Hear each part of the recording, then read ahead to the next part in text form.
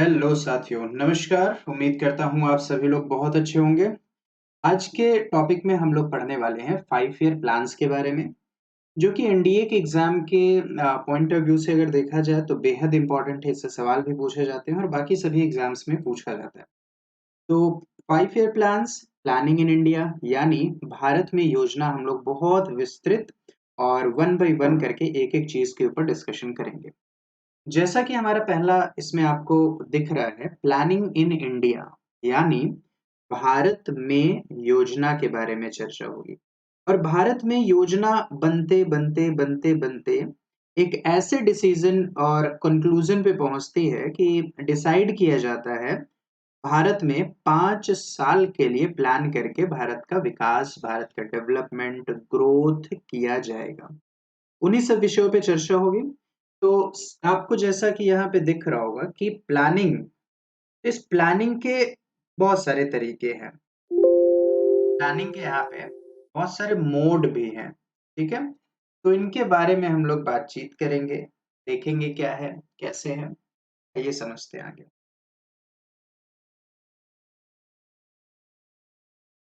तो इस चैप्टर में यहाँ पे जैसा कि हम लोग देख पा रहे हैं, यहाँ पे हम लोग पढ़ने वाले हैं नीति आयोग के बारे में, प्लानिंग के बारे में, प्लानिंग कमीशन के बारे में, एनडीसी यानी नेशनल डेवलपमेंट काउंसिल के बारे में, स्टेट प्लानिंग बोर्ड के बारे में, and all the plans structure, जो सभी प्रकार की योजनाएं की संरचना है उसके बारे में, और 12th 5 ईयर प्लान्स के साथ साथ 12 की 12 जो पंचवर्षीय योजनाएं हैं उन सब के बारे में भी यहाँ पे चर्चा किया जाएगा।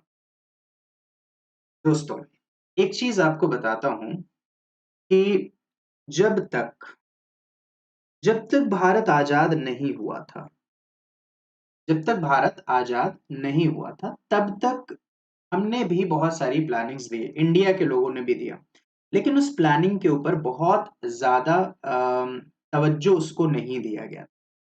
इसलिए एक यहाँ पे आपको हेडिंग दिख रही होगी, प्लानिंग इन इंडिया। भारत में योजना के बारे में तो पढ़ना है, लेकिन भारत में योजनाओं को हमने दो पार्ट में डिवाइड किया है। पहला वाला पार्ट जो आपको पढ़ना है, planning in India before independence. क्या पढ़ना है? Planning in India before independence. और दूसरा वाला जो हमें पढ़ना है वो पढ़ना है planning in India after independence. तो आप जाहिर सी बात है समझ रहे होंगे कि बिफोर इंडिपेंडेंस यानी आजादी के पहले ब्रिटिशर्स का रूल चलता था भारत में, ब्रिटिशर्स का अधिकार था भारत में।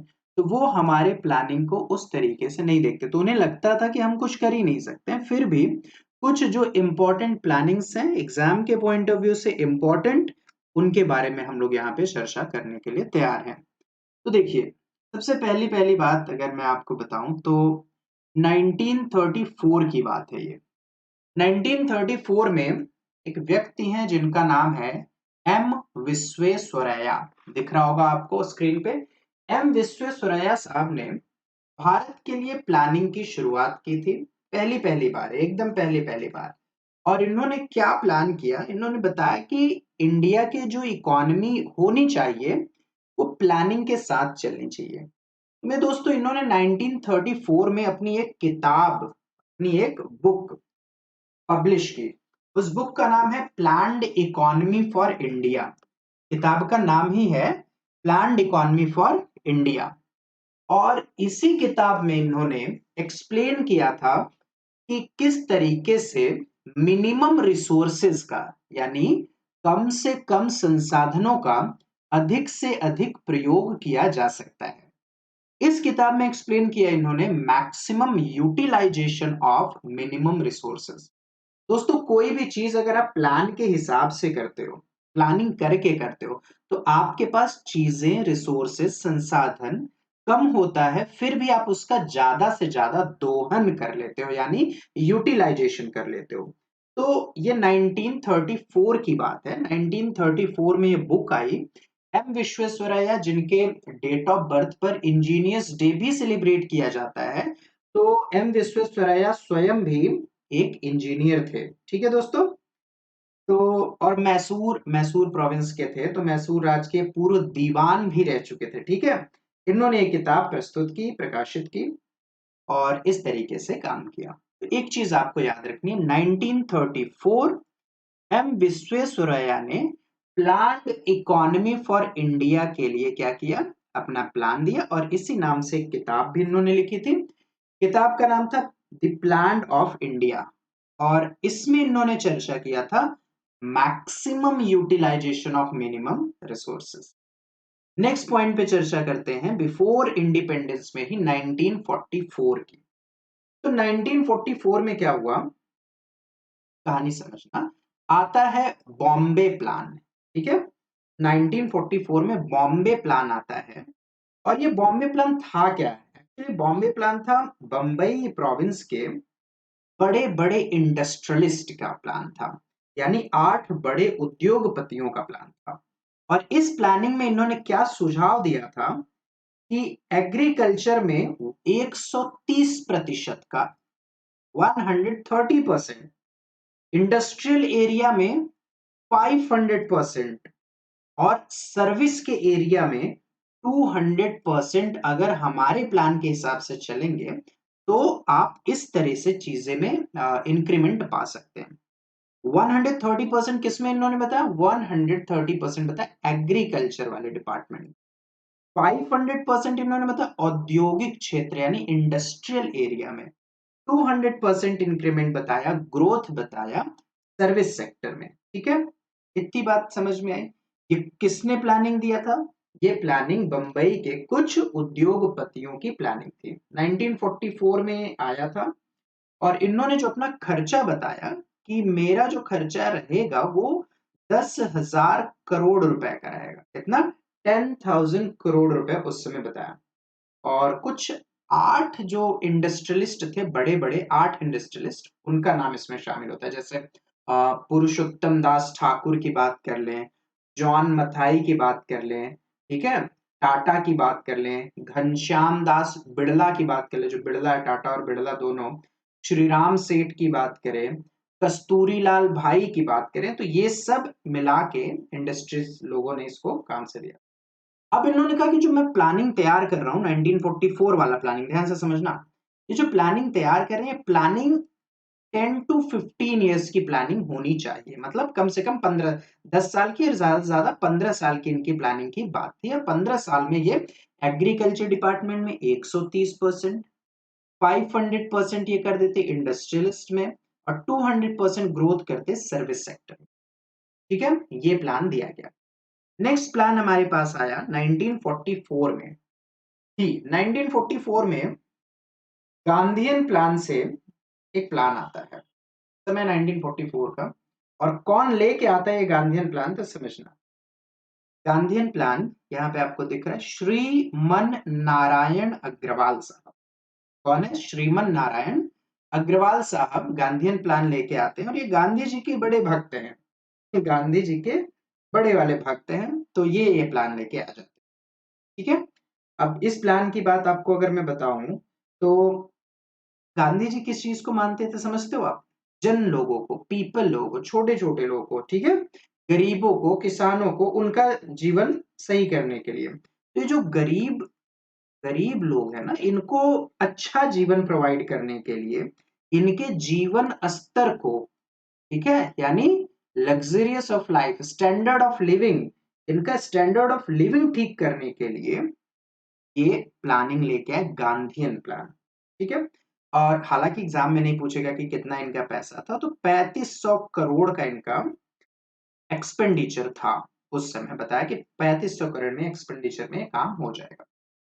नेक्स्ट बात करते हैं 1945 की। तो एम एन राय साहब हैं, मानवेंद्र नाथ राय साहब, ये लेके आते जन योजना, पीपल्स प्लान के नाम से ये जाना जाता है। और ये भी जनता के जो बेसिक नीड्स हैं, जनता की बेसिक नीड्स को पूरा करने के लिए ये प्लान लेके आए थे। और इसकी जो अवधि है यानी टेन्योर, ये लगभग 10 साल का था, 10 इयर्स का। और इनका भी खर्चा अगर मैं आपको बता दूं तो 15,000 करोड़ रुपीस के आसपास आता। इन्होंने जो अपना अनुमानित यानी एस्टिमेट एक्सपेंडिचर बताया।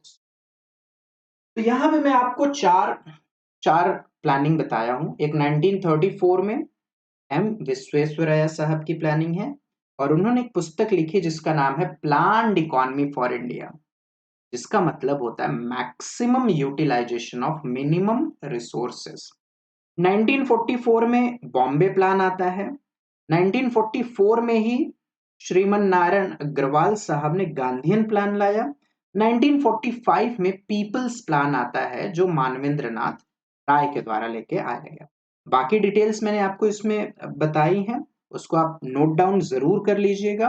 ठीक है, बहुत ज्यादा जगहों पर मिलती नहीं है, बहुत खतरनाक तरीके से उसको ढूंढ के लाया गया है सारे फैक्ट्स। ठीक है, तो बॉम्बे प्लान में जो ये है 130%, 500%, 200%, तो एनडीए के लिए तो इंपॉर्टेंट हो ही जाता है। क्लियर है इतनी बात? तो अब चलते हैं हम लोग planning in India after independence पे। Planning in India after independence, अब जरा समझना पहले सिचुएशन में चलते हैं कि भारत ताजा ताजा आजाद हुआ है। भारत क्या हुआ? ताजा ताजा आजाद हुआ है दोस्तों। ठीक है, अब आजाद हुआ तो क्या अब इसका डेवलपमेंट करने की जिम्मेदारी किसकी आ जाती है? सर अब तो हमारी जिम्मेदारी हो जाएगी ना, इसका कैसे डेवलपमेंट करना।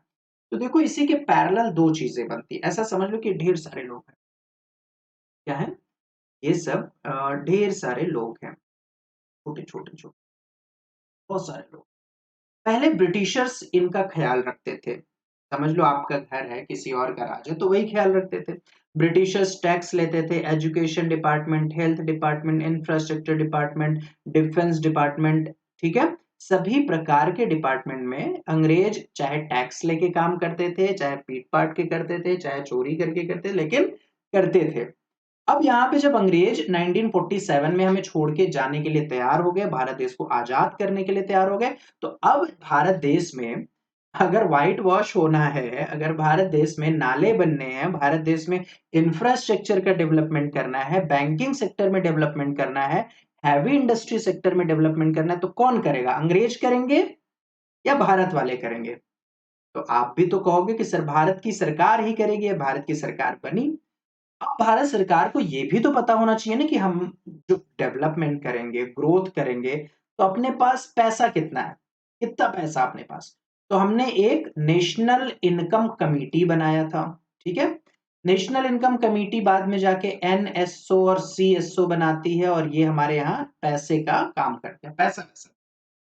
इसी के साथ साथ अपने पास 1947 में कुछ सरकार ने, जो अपनी सरकार है, उन्होंने प्लानिंग किया कि काम करते हैं, भारत देश में किस प्रकार ग्रोथ किया जाए, भारत देश का किस प्रकार डेवलपमेंट किया जाए, इसके लिए क्या करते हैं, एक प्लानिंग कमेटी की स्थापना करते हैं। तो 1947 में आपको यहां पे दिख रहा है प्लानिंग कमेटी। तो स्टैब्लिशमेंट ऑफ प्लानिंग कमेटी बना, यानी योजना समिति बना, और इस योजना समिति को यह कहा गया कि आप भारत देश के लिए प्लानिंग कमीशन के टाइप से कुछ चीजें बनाओ जिससे कि हम लोग देश का विकास कर सके। इतनी बातें क्लियर है? नेक्स्ट 1950 में, इसी बीच में, तब तक गांधी जी के एक और भक्त हैं जिनका नाम है जयप्रकाश नारायण, पटना बिहार से हैं। और जयप्रकाश नारायण साहब के नाम पे ही पटना में एक इंटरनेशनल एयरपोर्ट भी है, जयप्रकाश नारायण इंटरनेशनल एयरपोर्ट। ठीक है, तो जयप्रकाश नारायण ने क्या दिया है? सर्वोदया प्लान यहाँ पे दिया 1950 में। दिनांक आपको याद रखने की जरूरत नहीं है, डेट वैसे 30 जनवरी था। इन्होंने कहा कि ये सर्वोदया प्लान का उद्देश्य, यानी जो बताया, इन्होंने कहा कि अहिंसा पूर्वक, यानी विदाउट एनी वायलेंस और विदाउट एनी एक्सप्लॉइटेशन, बिना हिंसा के, बिना शोषण के, हमें क्या करना है?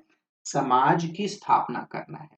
Without violence, without exploitation, we must have to established a society. एक समाज, ऐसे समाज की स्थापना करनी है हमें, सर्वोदया यानी सभी को दया दिखाओ, ऐसे समाज की स्थापना करनी है जहां पे हिंसा ना हो, जहां पे किसी का शोषण ना हो। बड़े आदमी को तो अच्छा दे दिया, छोटे आदमी को कम दे दिया। तो ये प्लान किसके द्वारा आया है? जयप्रकाश नारायण महोदय ने दिया। अब देखो जब नया नया भारत बन रहा है ना, तो लोग बहुत ज्यादा एनर्जेटिक हैं अपनी बातें रखने के लिए, बताने के लिए। ऐसे दोस्तों ढेर सारे प्लान्स हैं। जैसे मैं आपको अगर छोटे छोटे प्लान्स का नाम बता दूं, तो कोलंबो प्लान आया था इसी समय। कोलंबो प्लान के साथ साथ फिक्की ने भी एक प्लान का प्रस्ताव किया था, फिक्की प्रपोजल 1934 में ही।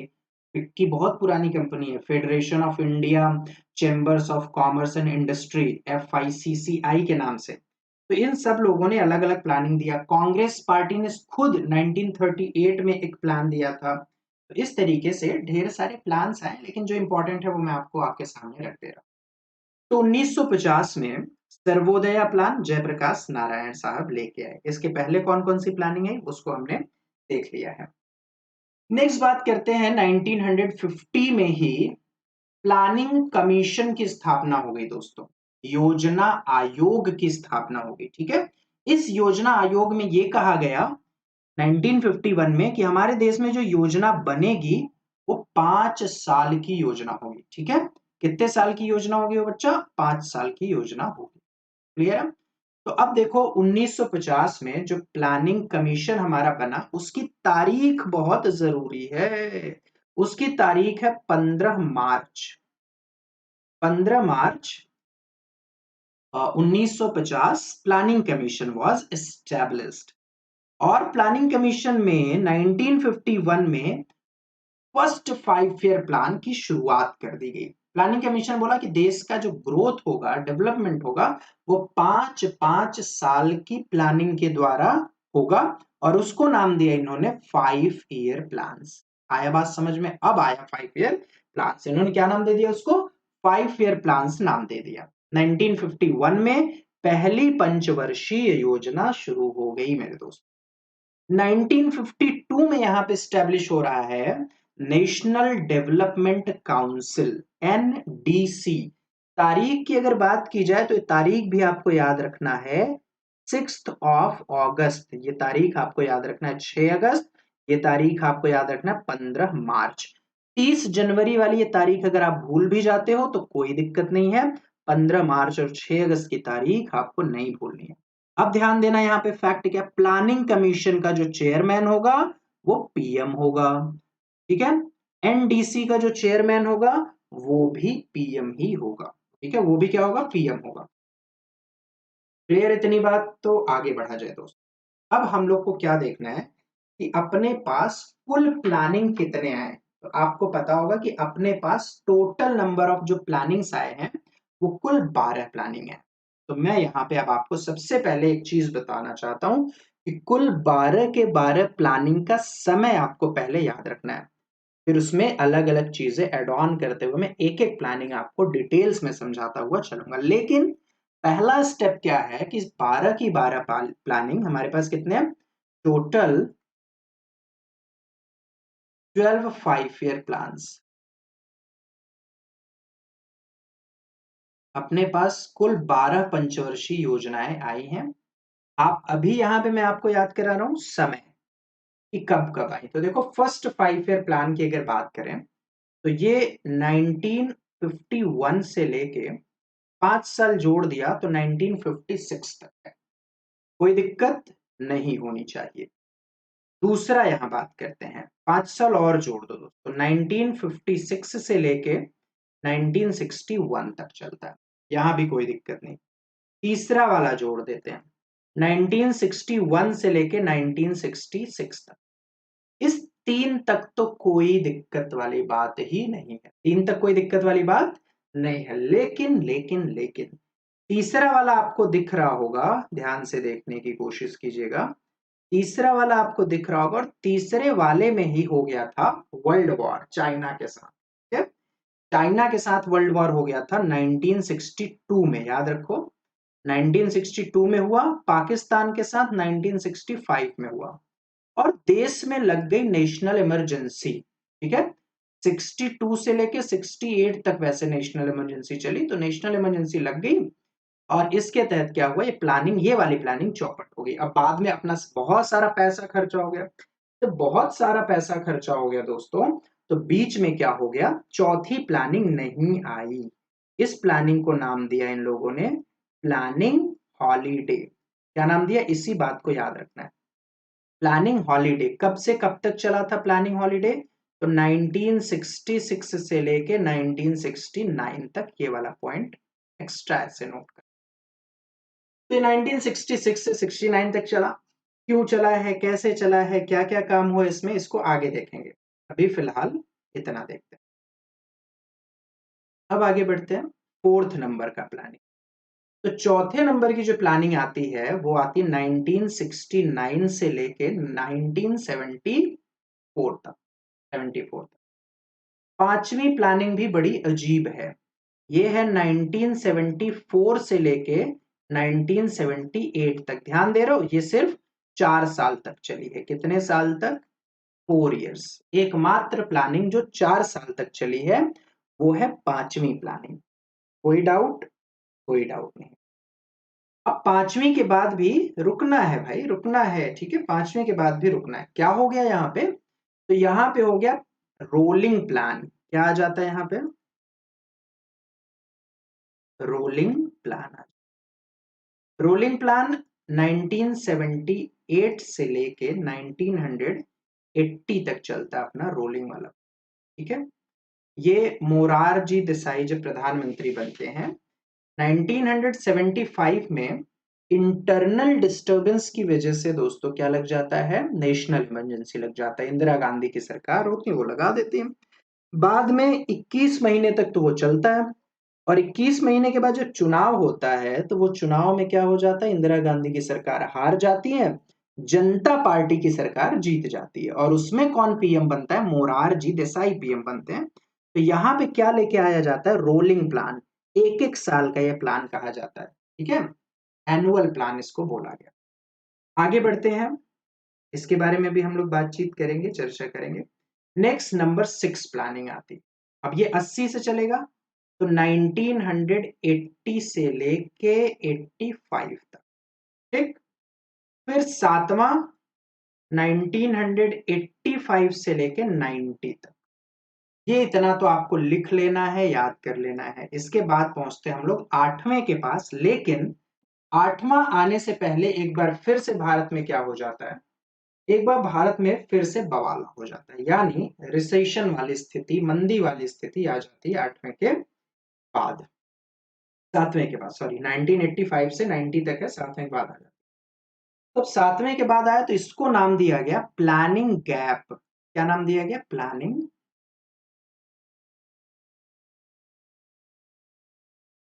Planning gap. ये कब से कब तक चलता है? ये चला 1990 से लेके 1992 तक। ये वही समय है जब डॉक्टर मनमोहन सिंह साहब ने एलपीजी का इंट्रोडक्शन किया। लिक्विफाइड पेट्रोलियम गैस नहीं, लिबरलाइजेशन, प्राइवेटाइजेशन और ग्लोबलाइजेशन। तो इसको भी पढ़ना है। अभी समझ लो, ये सब आप हेडिंग हेडिंग देख रहे हैं। नेक्स्ट बात करते हैं प्लानिंग गैप। ये वाला समाप्त हो गया, तो 7 तक हुआ था, फिर आठवां आया। आठवां 1992 से लेके 1997 तक चलता है। नौवां वाले में भी कोई रोक टोक नहीं, 1997 से लेके 2002 तक। 10वां वाला में बच्चों 2002 से लेके 2007 तक, कोई दिक्कत नहीं। 11वां वाला 2007 से लेके 2011 तक, 7 5 12, 12 तक चला। 12वां वाला चला 2012 से लेके 2017 तक चलने वाला था। लेकिन तभी हो गया गड़बड़। 2014 में मोदी जी की सरकार आ गई, और 1 जनवरी 2015 का डेट, आगे भी पढ़ेंगे, 1 जनवरी 2015 को मोदी जी ने जो प्लानिंग कमीशन इतने सालों से, 70 72 सालों से चलता हुआ आ रहा था, उस प्लानिंग कमीशन को क्या कर दिया? बंद कर दिया। उसका नाम बदल के क्या रख दिया? नीति आयोग। क्या रखा दोस्तों? नीति आयोग रख दिया, national institution for transforming India के नाम। यहां तक क्लियर? कोई दिक्कत नहीं। तो आपको अब क्या याद रख लेना है कि कौन सी प्लानिंग कब कब आई है। जैसे पहली प्लानिंग 1951 से 1956 के बीच में, दूसरी प्लानिंग 1956 से 61 के बीच में, तीसरी प्लानिंग ये, उसके बाद छुट्टी हो गई है 3 साल के लिए, फिर चौथी प्लानिंग आई, पांचवी प्लानिंग 4 साल तक चली थी, फिर छुट्टी हो गई, फिर छठवीं आई, सातवीं आई, फिर छुट्टी हो जाती है यहाँ प्लानिंग गैप के नाम से, फिर आठवीं, नौवीं, 10वीं, 11वीं और 12वीं, यानी प्लानिंग कमीशन की 13वीं नहीं हुई यहाँ पे, और मोदी जी ने उसको क्या कर दिया, समाप्त कर दिया दोस्त। तो एक बार सबसे पहला काम क्या है कि आप इसको एक बार लिख लीजिए और याद कर लीजिए, पॉज करके पढ़ लीजिए, जैसे आपको पढ़ना है वैसे एक बार इसको याद कर लीजिए। फिर जब मैं फर्स्ट सेकेंड थर्ड पे चलूंगा तो आपको बातें जरूर से जरूर याद रखनी पड़ेंगी। एक एक करके वहां पे हम लोग सारी डिटेल्स पढ़ेंगे, वन बाय वन सारी डिटेल्स पढ़ेंगे, ठीक। तो देखिए प्लानिंग का मतलब क्या होता है, maximum utilisation of minimum resources is known as planning. Maximum utilisation का मतलब अधिक से अधिक प्रयोग किया जा सके कम से कम संसाधनों का, यही तो प्लानिंग है, यही प्लानिंग है दोस्तों, ठीक है। तो आई होप कि अभी तक जितना हमने पढ़ा बेसिक बेसिक चीजें, वो सारी चीजें आपको समझ आई होंगी, याद होंगी। तो आइए अब एक एक करके एक एक प्लानिंग के ऊपर चर्चा करते हैं।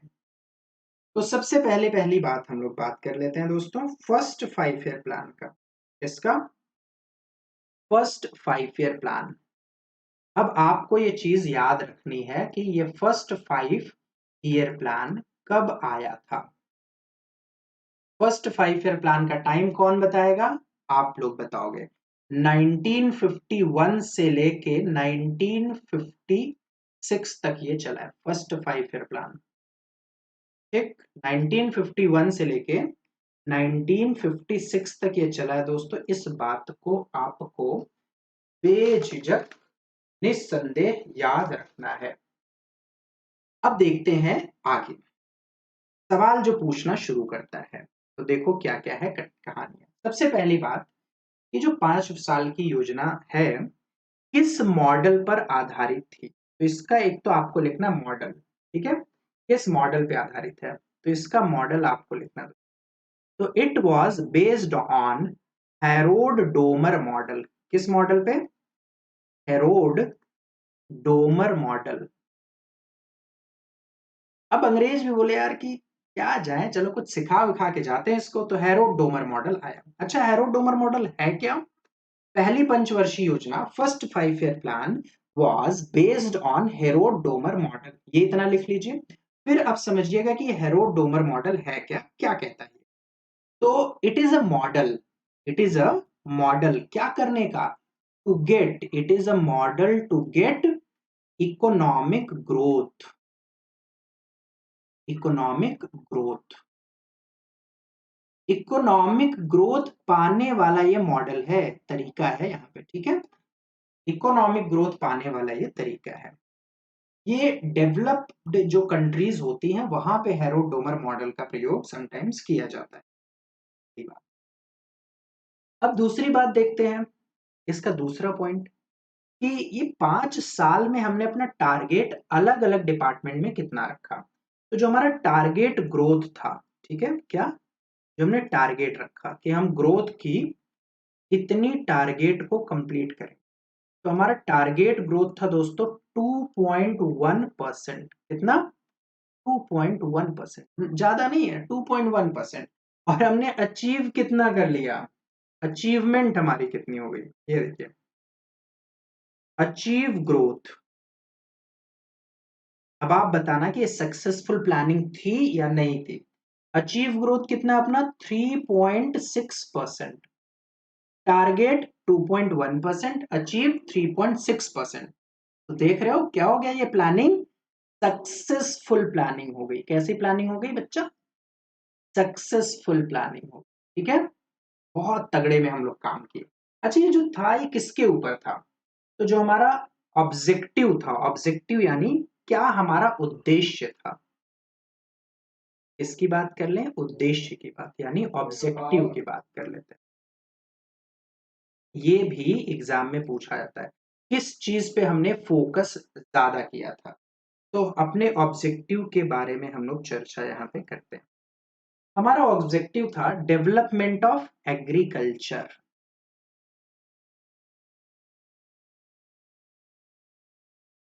Development of agriculture.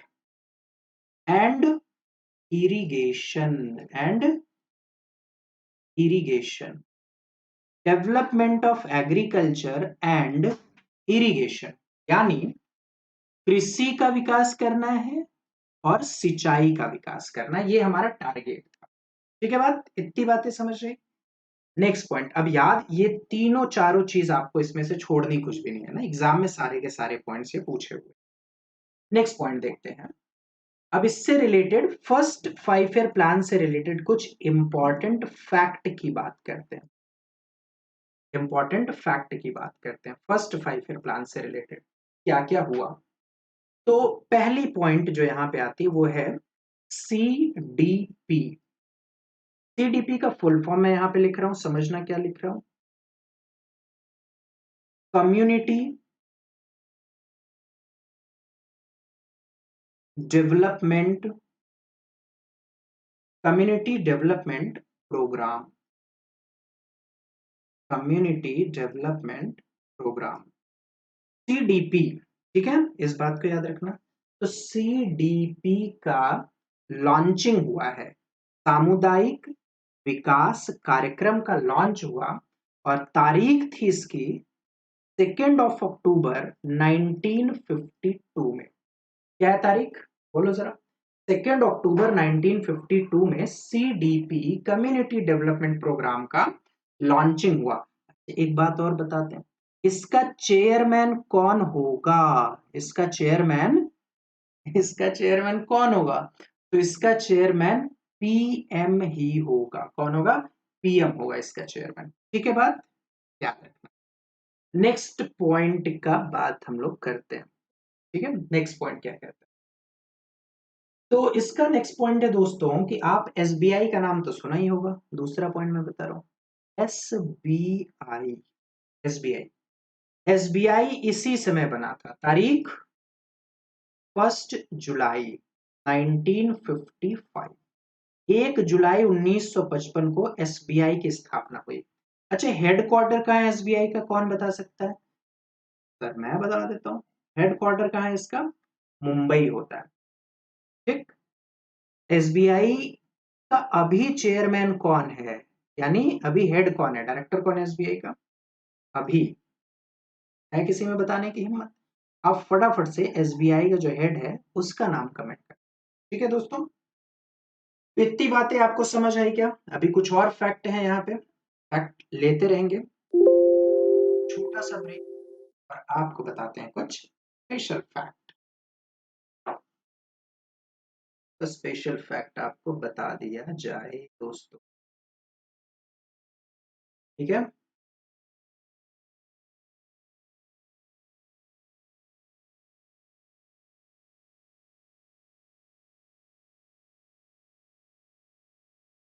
सारी प्लानिंग्स के ऊपर चर्चा करना है तो पेज लेना जरूरी है।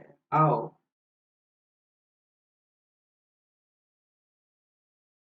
आगे बढ़ते हैं। चलिए, तो हमने क्या देखा यहाँ पे, सीडीपी यानी कम्युनिटी डेवलपमेंट प्रोग्राम, और 2 अक्टूबर 1952 को इसकी स्थापना हुई, चेयरमैन पीएम होते हैं। एक सवाल आपसे पूछा है कि एसबीआई का वर्तमान में चेयरमैन कौन है, आप इसको याद कर लीजिए, देख लीजिए। ठीक है, चलो, तो अभी इंपॉर्टेंट फैक्ट की संख्या समाप्त नहीं हुई है, फर्स्ट 5 ईयर प्लान ही है ये। ठीक है, फर्स्ट 5 ईयर प्लान ही है। अभी कुछ इसमें और इंपॉर्टेंट फैक्ट्स मैं आपको बताने वाला। There are some few facts, कुछ फैक्ट अभी और बचे। अब देखो ये बेस्ड किसके ऊपर था बच्चों, ये बेस्ड था एग्रीकल्चर और इरिगेशन के ऊपर। तो भाखड़ा नांगल डैम, नाम सुना होगा, Bhakra Nangal dam, Bhakra Nangal dam project शुरू हुआ है। ठीक है, भाखड़ा नांगल डैम प्रोजेक्ट इसी समय शुरू हुआ है। कोई है जो बताएगा किस नदी पे, कोई नहीं बताएगा। तो ऑन सतलुज रिवर, किस रिवर पे, सतलुज रिवर पे। अच्छा, किस स्टेट में है ये? तो देखो ये दो स्टेट में आता है, पंजाब और हिमाचल प्रदेश में, लेकिन ये जो मेन डैम आता है वो हिमाचल प्रदेश में आता है। तो मैं यहाँ हिमाचल लिखूंगा, आप में से कुछ लोग पंजाब भी सुने होंगे। तो इन हिमाचल प्रदेश, ठीक है, इन हिमाचल प्रदेश। एक फैक्ट तो मैंने आपको ये बताया। दूसरा फैक्ट मैं आपको बताता हूं, दामोदर वैली सुना है क्या? दामोदर वैली, दामोदर वैली, दामोदर घाटी। तो दामोदर घाटी का स्थापना हुआ। दूसरी बात आपको बताते हैं, हीराकुंड, हीराकुंड उड़ीसा में है, समझ रहे हो? Hirakud dam, longest dam in India, 25 kilometre का डैम है ये। तो हीराकुंड डैम के ऊपर क्या बनता है? Project, Hirakud project. ये भी इसी समय में शुरू हुआ। सामुदायिक विकास कार्यक्रम जो आपने पीछे देखा, सीडीपी, ये हम लोग यूएसए की हेल्प से इसको किए थे। तो इसमें यूएसए ने सपोर्ट किया। तो ये तो कुछ स्पेशल चीजें हमारे फर्स्ट 5 ईयर प्लान से रिलेटेड थी। आपको उम्मीद करता हूं ये फर्स्ट 5 ईयर प्लान अच्छे से समझ में आया होगा। अब हम चर्चा करेंगे सेकेंड 5 ईयर प्लान की, ठीक है? अब हम लोग बात करेंगे second 5 year plan. Second 5 year plan, अब आपको बताना है कि उसका डे ईयर क्या था। तो आप कहोगे सर 1956 से लेके 1961 तक चला था, कोई डाउट? बोलो नो, कोई डाउट नहीं। दूसरा पंचवर्षीय योजना। अच्छा, अब उसमें सबसे पहले हमने क्या देखा था? तो किस मॉडल पर आधारित है। तो मॉडल किसको किसको पता है भाई इसका? तो मॉडल किसको किसको, आओ मॉडल देख लेते हैं इसका। इसका जो मॉडल है ये है based on Nehru Mahalanobis model. क्या? नेहरू महालनोबिस मॉडल, नेहरू महालनोबिस मॉडल पर आधारित है। क्लियर इतनी बात? तो यानी नेहरू जी ने, और महालनोबिस, ये महालनोबिस वही हैं जिन महालनोबिस जिनके नाम पर नेशनल स्टैटिस्टिक्स डे सेलिब्रेट किया जाता है 29 जून। या पीसी महालनोबिस, प्रशांत चंद्र महालनोबिस। अब अब दूसरी बात यहाँ पे हम लोग देखते हैं भाई साहब, टारगेट भी देख लिया जाए, टारगेट, ठीक है? टारगेट जो हमने देखा ग्रोथ का, टारगेट ग्रोथ का देखा ये 4.5%।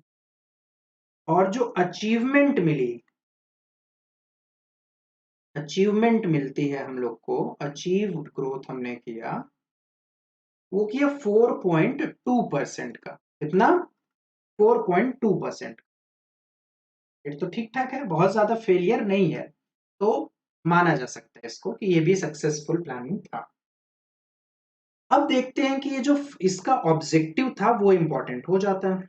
तो ऑब्जेक्टिव क्या है ये आपको याद रखना, यहाँ पे ब्लैक से लिखना ऑब्जेक्टिव। ऑब्जेक्टिव का मतलब क्या होता है? उद्देश्य। ऑब्जेक्टिव का मतलब उद्देश्य। क्या उद्देश्य रखा गया है और क्या टारगेट हमारा है? उद्देश्य में हमने रखा था डेवलपमेंट ऑफ, ध्यान दीजिएगा इंपॉर्टेंट है, development of basic and heavy industry. Development of basic and heavy, क्या मतलब है इसका? आधारभूत एवं भारी उद्योग का विकास। आधारभूत एवं भारी उद्योग का, आधारभूत एवं भारी उद्योग का विकास, ये हमारा क्या है? ये हमारा भारी उद्योग का विकास, ये हमारा उद्देश्य है, ऑब्जेक्टिव रहा। इसी के ऊपर हम लोग क्या करेंगे? काम करेंगे। जो इस योजना का और ज्यादा मुख्य उद्देश्य है, तो स्पेशली किसके ऊपर डेवलप था? स्पेशली ये था दोस्तों सोशल, सोशल सोसाइटी, क्या? समाजवाद सामाजिक समाज की स्थापना की बात थी, सोशलिज्म सोसाइटी की बात कर रहे हैं। इसमें एक टारगेट और रखा गया था कि नेशनल इनकम में हम लोग 25% की ग्रोथ हासिल और कर लें। 25% ग्रोथ इन नेशनल इनकम, ये बात भी यहाँ पे की गई थी। तो ये तो कुछ उद्देश्य की बात होगी। आइए देखते हैं सेकेंड 5 ईयर प्लान के related important fact. Important fact of second 5 year plan. Important fact of second 5 year plan तो क्या है दोस्तों, देखना। इंडस्ट्री को बढ़ावा देना है तो सबसे पहले मैं आपको दिखाता हूं Rourkela steel plant. Rourkela steel plant, अच्छा कहां पे है ये? राउरकेला कहां? In Orissa. Rourkela steel plant in Orissa. किसने हेल्प किया था? तो मैं यहां लिख देता हूं विद सपोर्ट ऑफ जर्मनी। कौन से कंट्री ने हेल्प किया इसमें? जर्मनी ने। ये बात भी याद रखना। जर्मनी की कैपिटल क्या होती है? बर्लिन। उड़ीसा की कैपिटल क्या होती है? भुवनेश्वर। अच्छा, उड़ीसा का गवर्नर कौन है? गणेशी लाल। अभी की बात कर रहा हूं, पता नहीं आप वीडियो कब देखो। गणेशी लाल। और यहाँ का सीएम कौन है उड़ीसा का? उड़ीसा का सीएम है नवीन पटनायक। ठीक है। अब यहाँ पे मैं आपको बहुत ज्यादा इसका फैक्ट तो नहीं दूंगा। तो राउरकेला इस्पात कारखाना बनता है उड़ीसा में। दूसरा फैक्ट का बात किया जाए, भिलाई नाम सुना है क्या? बोलोगे yes sir. Bhilai steel plant. Bhilai steel plant भी बनता है, लेकिन कहां बनता है ये आपको बताना है, मैं बता दूं। चलो, भिलाई स्टील प्लांट बनता है मेरे बच्चों, मेरे दोस्तों, छत्तीसगढ़ में। कहा? छत्तीसगढ़। छत्तीसगढ़ में बना। अच्छा, ये भी जानना चाहते हो किसके सपोर्ट से बना? भिलाई स्टील प्लांट इस्पात कारखाना किसके सपोर्ट से बना? तो ये बन जाता है मेरे भाई रशिया के सपोर्ट से, विद सपोर्ट ऑफ रशिया। अच्छा, रशिया की कैपिटल कौन बताएगा? मॉस्को। और छत्तीसगढ़ की कैपिटल कौन बताएगा? रायपुर। छत्तीसगढ़ का गवर्नर अनुसुईया उइके के बारे में भी हम लोग चर्चा करते रहते हैं। नेक्स्ट एंड थर्ड बात करें तो दुर्गापुर स्टील प्लांट। कौन सा? दुर्गापुर। अब आप सोच में पड़ गए होंगे कि यार ये कहां पे? Durgapur steel plant. Durgapur steel plant in, hint दे दूं आपको, जहां पे दुर्गा जी की सबसे ज्यादा पूजा होती है, तो कहोगे सर वेस्ट बंगाल। इन वेस्ट बंगाल। अब सपोर्ट किसने किया? With support